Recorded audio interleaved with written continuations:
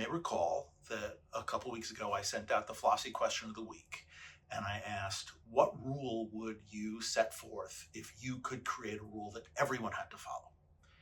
And just about everybody said some version of do unto others as you would have them do unto you. A couple people made some jokey comments, but even they could sort of loosely be attached to those things. When we are asked questions like that, our imagination immediately goes to the golden rule. It's a very, very important idea. It's very influential, and in many respects, it's noble. J.O. Hertzler, a philosopher, has a really interesting essay from 1934 called On Golden Rules that tracks, I think, over 24 variations of the golden rule from tribal societies up through Kant. Now, this is a very wide vision of what the golden rule is, and I'm not going to get into that, but I want to focus on my complaint about do unto others as you would have them do unto you. Here's my objection. We should not do unto others as we would have people do unto us. We should do unto others as other people would have us do unto them. That's my criticism. My criticism is that the golden rule is narcissistic, that the golden rule sets us up as the standard for other people's behavior. I don't want to do to other people what I want them to do to me. I want to do to other people what they want me to do to them. I want to pay attention to them. I want to listen to them. I want to learn what there is to know about them. And I want to use my imagination to enter into their perspective instead of getting them to enter into my perspective. I am not the standard of your life. I am not the person who I should judge people's pleasures or pains by.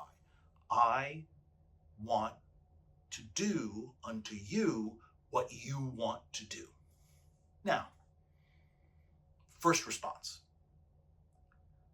There are negative variations of the golden rule. For example, that which is hateful to me, do not do to others. Right? This is how Rabbi Hillel's version of it is often phrased. He doesn't exactly say it that way, but that's not important. I am more sympathetic to that because there's a difference between saying, I expect you to like what I like, and saying, if I know something sucks, I'm not going to do it to you. If I know something is miserable and painful and horrible, I am not going to inflict that on other people. So I am more sympathetic to the negative phrasing of do unto others. We take seriously our own experience of pain. Even still, it's narcissistic. Even still, it's setting us up as individuals as standards for what's right and what's not. Empathy, dignity, respect for others requires that we enter into the perspective of someone else as best as we can and try to give them or treat them the way that they want to be treated. You know, if someone is eating halal, I want to know what they can eat before I serve them. If someone is a vegan, I don't want to give them meat. I love meat. I don't want to give them meat. So, Jack, what's the response? What's the objection? Here's the response. Many of us are parents. Many of us have kids. All of us know little kids. And all of us know that using this structure to teach the little kids morality is important. You have to share. How would you feel if Johnny didn't share with you?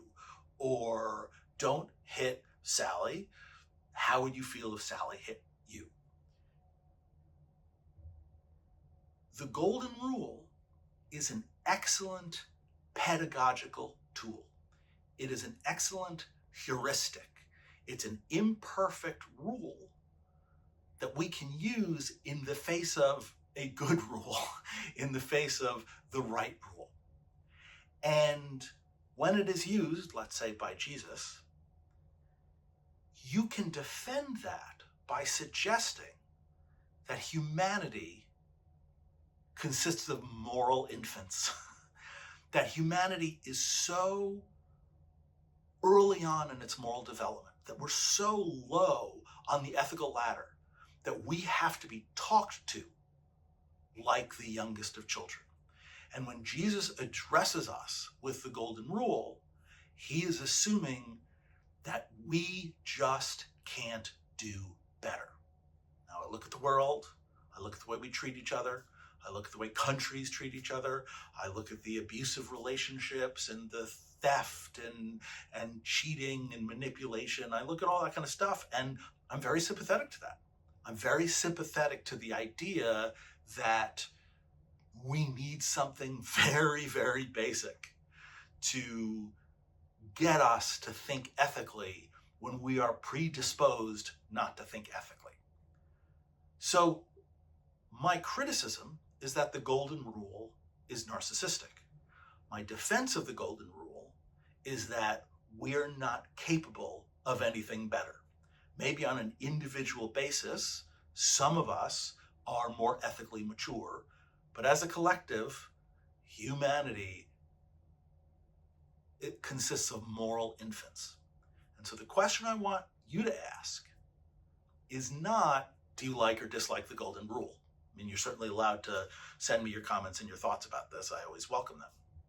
The question I want you to ask is, do you think that humanity is morally mature? Do you think that we can treat human beings like ethical adults who are responsible, accountable, reasonable individuals who can respect the dignity and the wishes of other people?